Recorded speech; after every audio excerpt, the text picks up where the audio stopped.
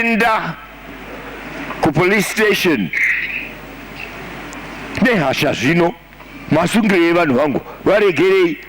Hakuna kuvarwisa mapurisa, vakati uya chakadashurwa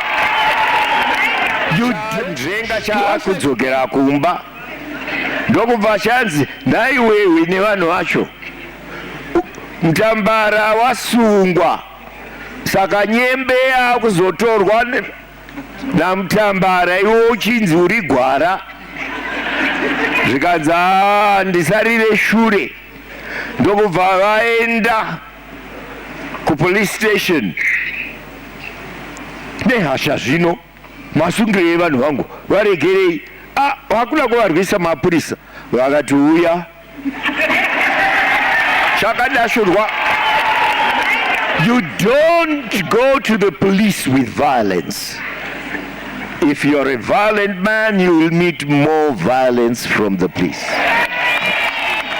Because they love Zimbabwe, they want to colonize us, they want our gold, our platinum, our land. Which they will regret. They will get arrested and get bashed by the police. Leader Morgan Tsvangirai and dozens of other activists were severely beaten in police custody. The US Secretary of State Condoleezza Rice called for their immediate release. Mr. Tsvangirai and some of his supporters are still in hospital. The sight of Morgan Tsvangirai bloodied and bruised on his way to court after being beaten in police custody has led to outrage in many parts of the world. The injuries sustained by the leader of the MDC opposition and his fellow activists after they were arrested at a rally on Sunday prompted Washington to say it held Mr. Mugabe personally accountable for their safety and well-being. We're concerned in the first place that these individuals have been detained. No one should face harassment, intimidation, and as it increasingly appears, beatings and physical abuse simply for trying to get together and meet and freely express their views and freely talk about political issues. Even South Africa, which saw protests outside the Zimbabwean consulate in Johannesburg, felt compelled to intervene. Though always reluctant to criticize its long-standing ally, it simply called on Mr. Mugabe's government to respect the rights of all Zimbabweans.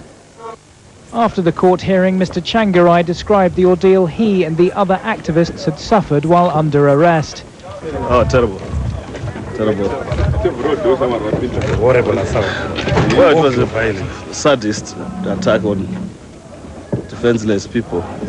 He was later taken to hospital, where he and 11 others remained, while the rest of the 50 detainees were driven back to court under armed guard. Late on Tuesday, they were released into the custody of their lawyers ahead of a further appearance on Wednesday. The crackdown, which also resulted in the death of an MDC activist on Sunday, has prompted defiance from the opposition. Mr. Mugabe has always ruthlessly crushed any dissent, but with economic meltdown even beginning to affect some in his own party, Zimbabwe's future looks more unstable than ever. Oliver Conway, BBC News. The 5 British embassies. The attack on defenseless people. Tsvangirai was among dozens held during a prayer meeting organised in defiance of a government ban on political rallies. One person was shot dead as police broke up the gathering. The United Nations Human Rights Commissioner is demanding a full investigation. The fact that the judicial system in Zimbabwe is seized of the matter is already some relief from by all accounts, as I said, seem to have been first the suppression of freedom of expression and of peaceful assembly, which is disturbing enough, but in addition, pretty extreme use of violence by the police forces involved. Outside the country in Johannesburg, South Africans and exiled Zimbabweans joined forces in protest. We are calling on South Africa to condemn the police brutality and the brutality of the government of Zimbabwe. Dr. John Makumbe, lecturer in political science at the University of Zimbabwe, says the country is gripped in a climate of fear. As Zimbabweans, we know the capabilities of Robert Mugabe. He can kill, and after killing, he will actually smile about it. President Robert Mugabe's ruling ZANU-PF party says Morgan Tsvangirai set out to get arrested on Sunday to bolster Western support. We are not going to be stopped by bullets, we are not going to be stopped by tear gas, neither are we going to be stopped by the police. If anything, we feel motivated, we feel encouraged that the end of the regime is now. Here at home, Kusatu and opposition parties have described the government's response as cold. It has taken 3 days for the ANC to issue a statement on the situation in Zimbabwe. In it, the ruling party echoes the sentiments expressed by government. The statement contains no word of condemnation, but simply says the ANC is concerned by the events of the last few days. The MDC says it will intensify its protests until President Robert Mugabe steps down. Kale Nair, E-News, Johannesburg. Regime. BBC News is banned from travelling to Zimbabwe. Our correspondent Ola Garin reports now from neighbouring South Africa. Tear gas on the horizon, the telltale sign of a regime in trouble.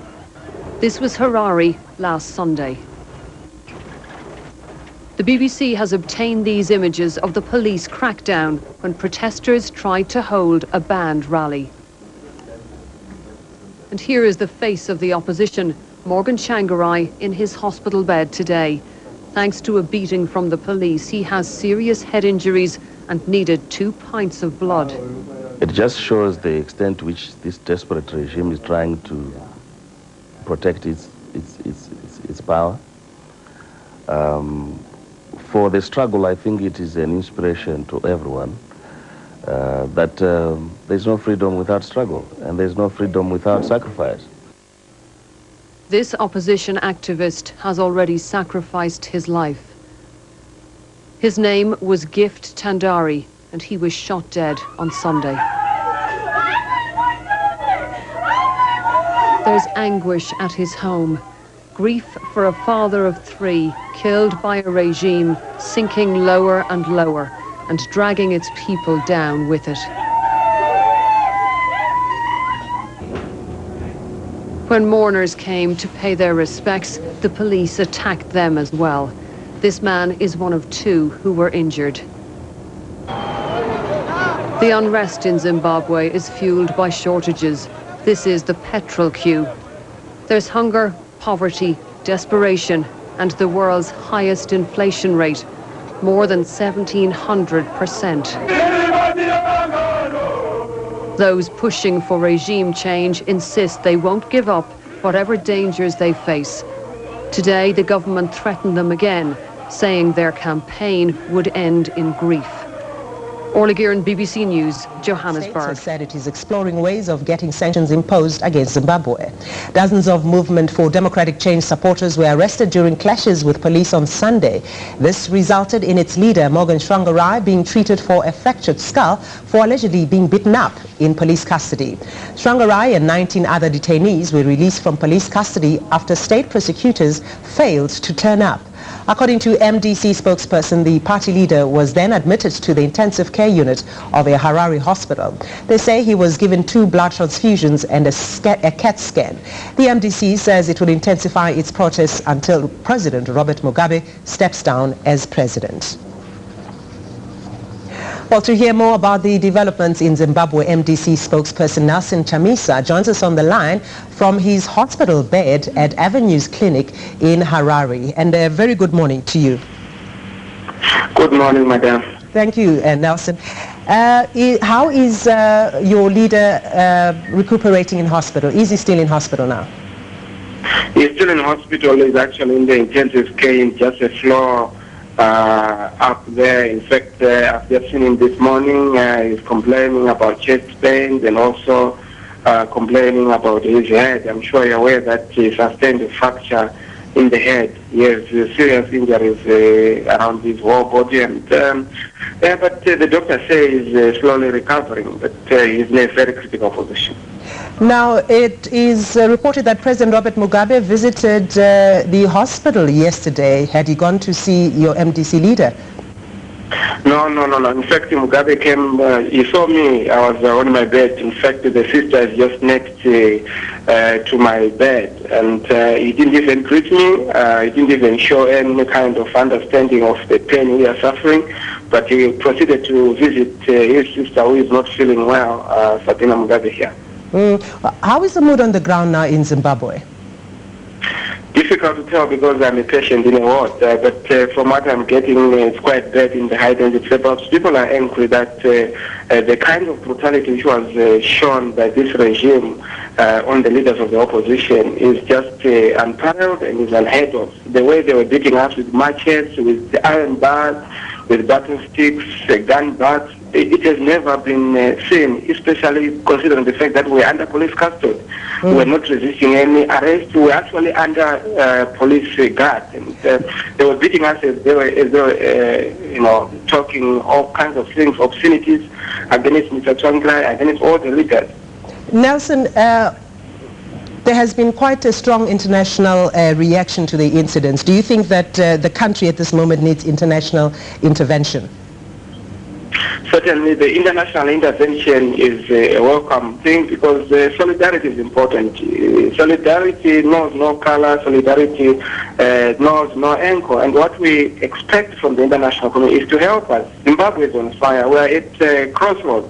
We need to survive as a people. People are suffering. People are dying every day. People are impoverished. And what they need is a helping hand from African brothers, from African sisters, from the whole world. In fact, what we need now is to continue to make sure that we all unite to serve the people of Zimbabwe and to create a new Zimbabwe characterized by prosperity, freedom, and justice. Nelson, Australia and the US are proposing sanctions. Is that going to help Zimbabwe? Any kind of effort is welcome, but of course what we need is to see more tougher action so that the regime would feel that it is isolated, it is not doing things that are African, it is not doing things that are civil, it is not respecting human rights. The way they did Mr. Tsvangirai and other leaders, it was attempted murder. They blindfolded us, they had to load us onto a truck just like sex. We were also thoroughly beaten. All of us were bleeding. We actually, having wounds, exchanging all kinds of diseases. It was quite bad, I tell you. Okay, we'll leave it there. That's Nelson Chamisa, the MDC spokesperson, talking to us from his hospital bed in Harare.